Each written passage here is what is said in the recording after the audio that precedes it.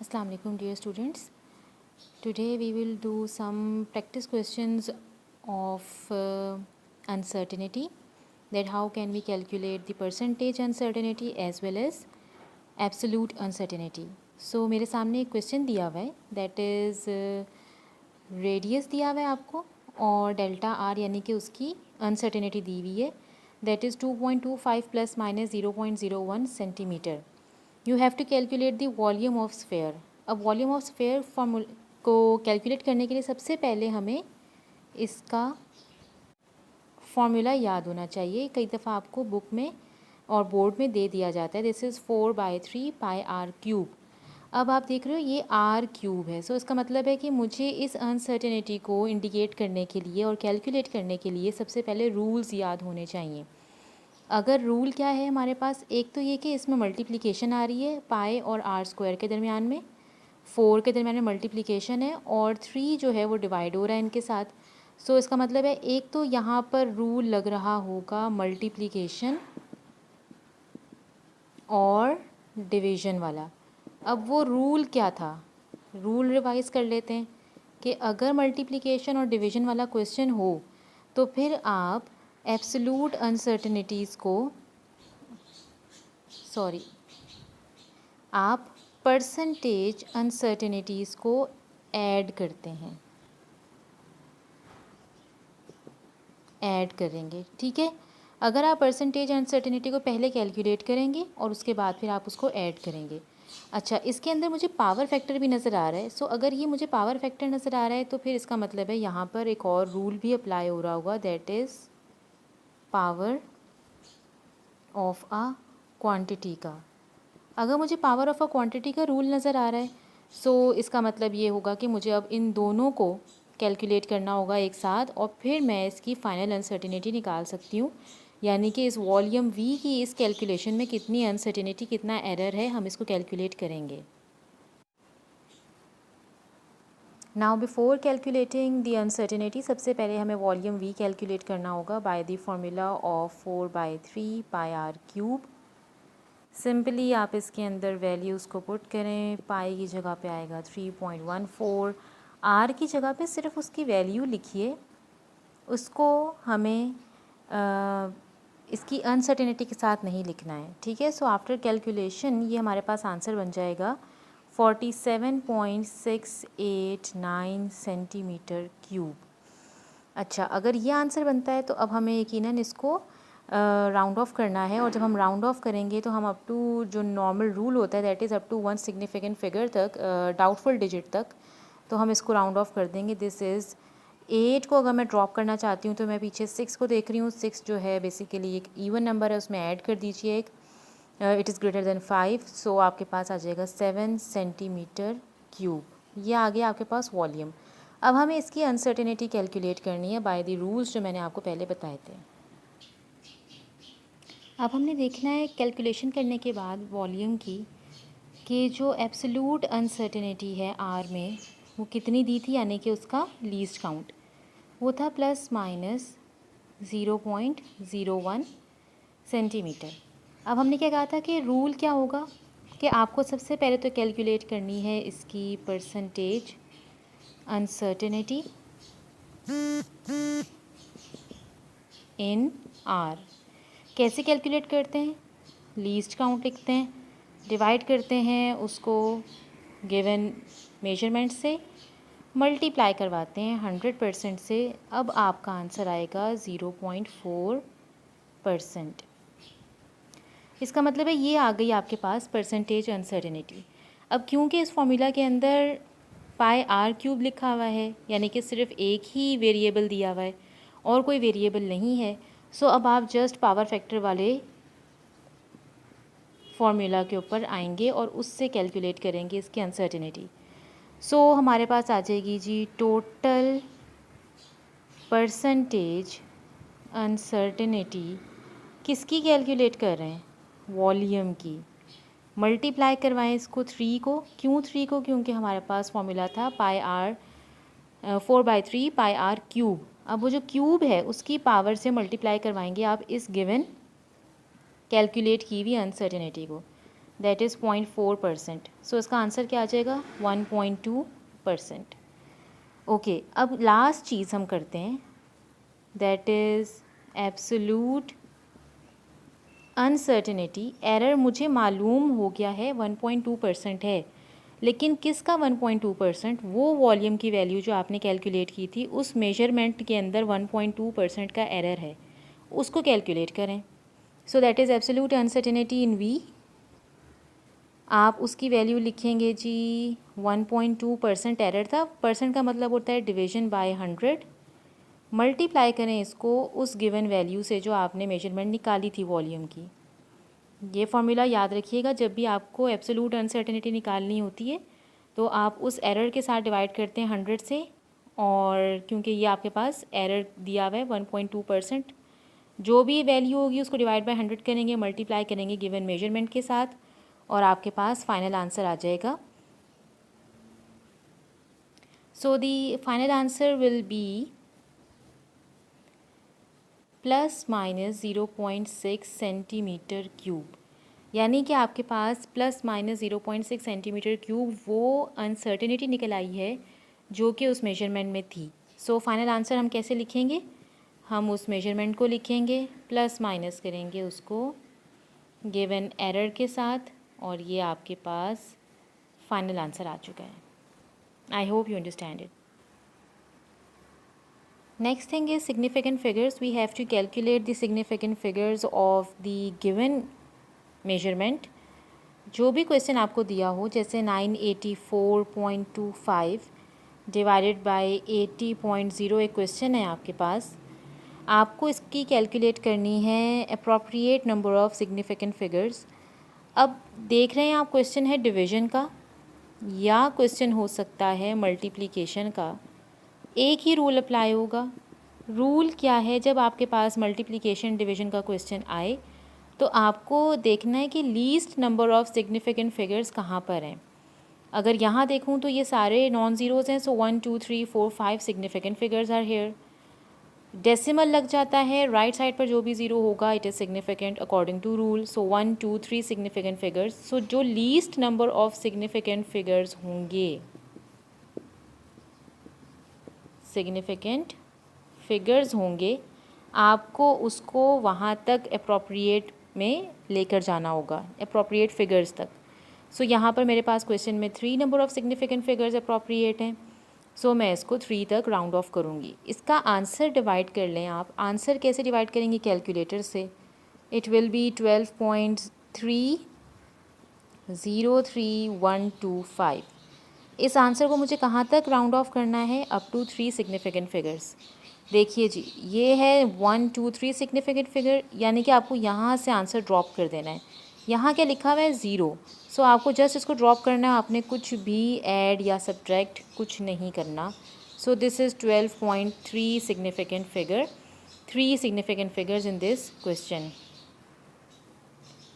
Next question is about the rule of addition or subtraction.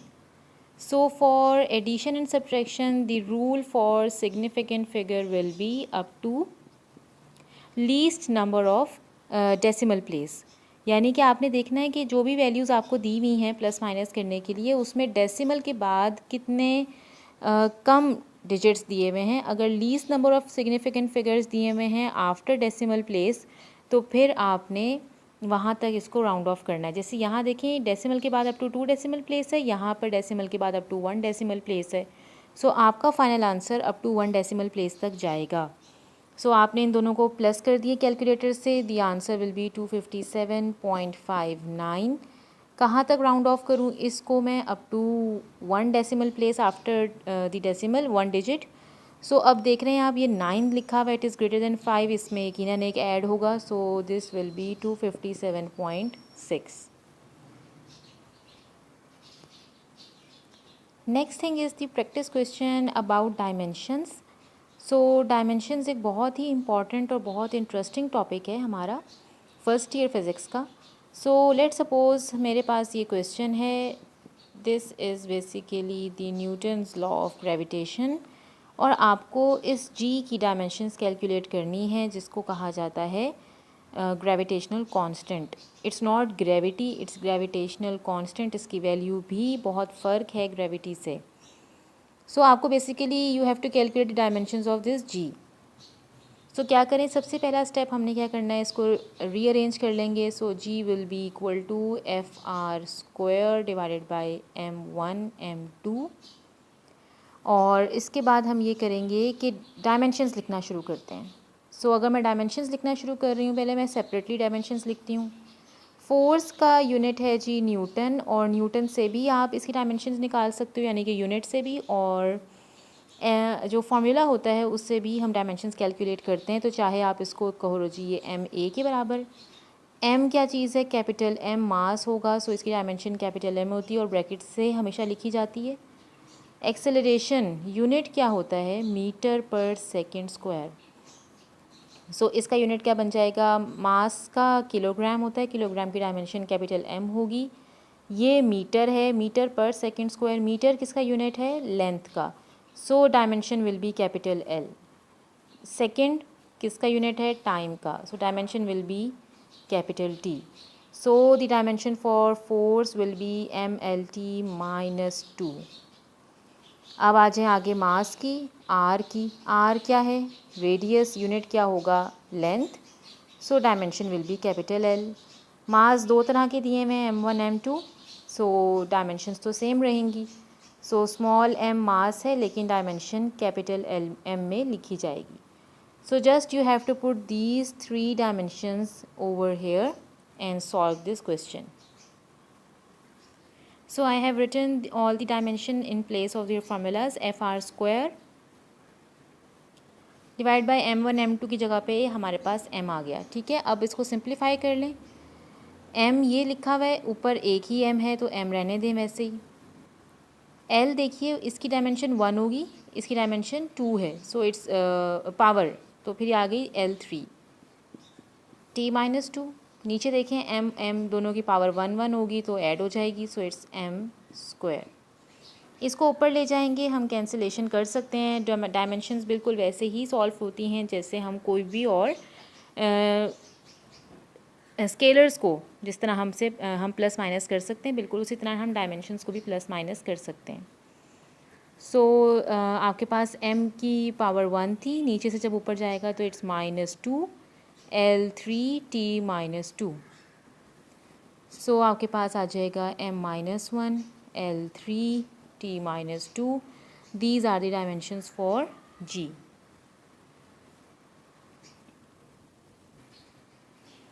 एक और formula की हम डायमेंशंस कैलकुलेट करते हैं, that is L is equals to mvr। इसका नाम होता है एंगुलर मोमेंटम। सो यहाँ पर m दिया हुआ है तो इट्स मास, v दिया हुआ है तो इट्स वेलोसिटी। मैं यहाँ पर उसकी अलग से कैलकुलेशन कर लेती हूँ। यूनिट होगा मीटर पर सेकेंड, सो इट्स मीटर के लिए कैपिटल L, सेकेंड के लिए t -1, so it is LT -1। r क्या है, रेडियस है, यूनिट होगा मीटर, सो इट्स L क्या बन गया, ml square t -1। Very appropriate, very easy, very important. Another question is about the new book, the assignment 1.1. उसमें वो आपसे कह रहे हैं रेडियस दिया हुआ है पुली का, ये r 0.9 मीटर, और वो पुली जब रोटेशंस कंप्लीट करती है और बकेट से वाटर लेकर आती है तो वो तकरीबन 3.6 रोटेशंस कंप्लीट करती है, और आपने बेसिकली वो डिस्टेंस कैलकुलेट करना है कि वो कितना डिस्प्लेसमेंट कवर कर रही है। So basically this is the question of plane angle radian.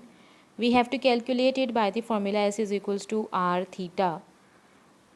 S आपको मिल जाएगा, आर और थीटा दोनों गिवन है, लेकिन हमें देखना है कि ये जो थीटा दिया हुआ है जो रेडियंस में होना चाहिए वो हमें रोटेशंस में दिया हुआ है।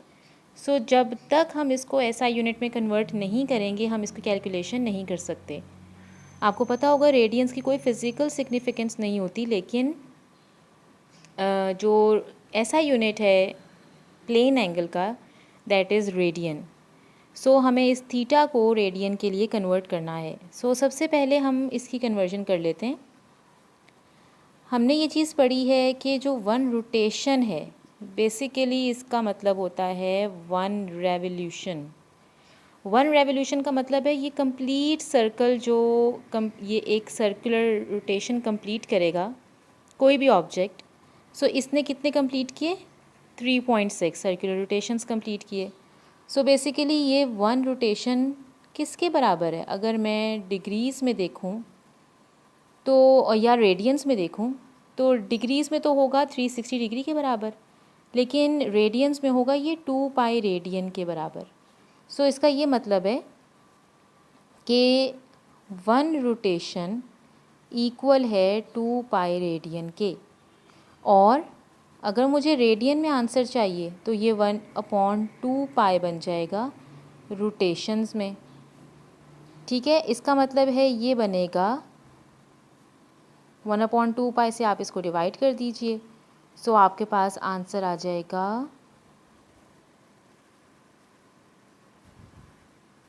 0.16 रोटेशंस या 0.16 रेवोल्यूशंस।